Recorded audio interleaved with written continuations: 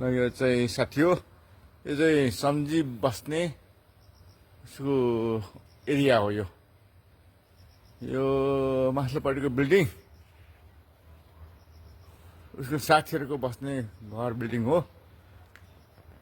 यो वरिपरि यहाँ कतिवटा बिल्डिङ छ, एक तीनटा बिल्डिङ रहेछ, उपरसँग चारवटा बिल्डिङ छ,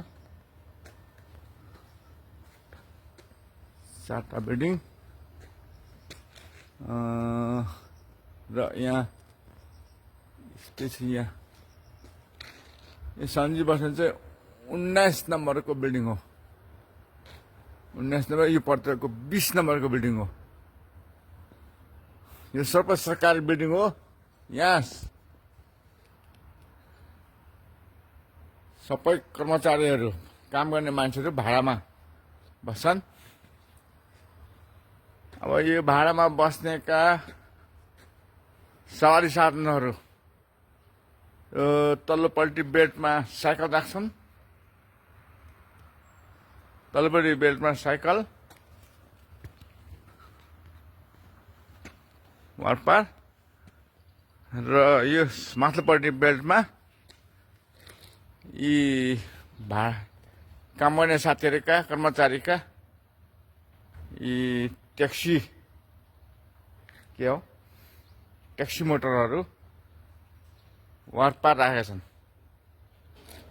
पल्लो छेउसम्म यो आफ्नै पार्किङ हो।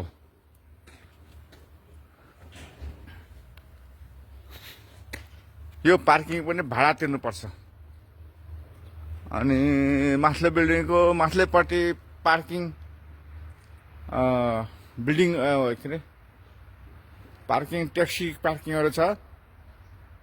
मास्तिर साइक्लिङ पार्किङ छ। र सम्झी बस्ने टोल एरियाको वातावरण यस्तै छ। सबैले कस्तो छ होला भन्ने चाहना थियो होला, त्यसको लागि यहाँ आज मैले तपाईहरुलाई जानकारी गराएँ। र यतापट्टि पूर्व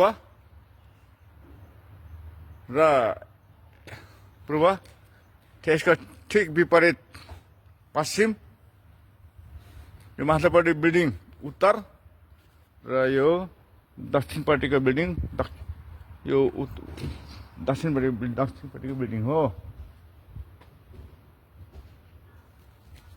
ल आज त्यो, र आज हामी कुन ठाउँमा जाँदैछौँ? यो मोटर बाइक, यो मोटर कारमा आज हामी कुन ठाउँमा जाँदैछौँ? योकोहामा भने के हो? टोकियो? योकोहामा योकोहामा के हो प्रान्तको नाम? योकोहामा जानेछ। त्यसको कुन क्षेत्र हो? ल यता अर्को सवारीसँग आउँदैछ।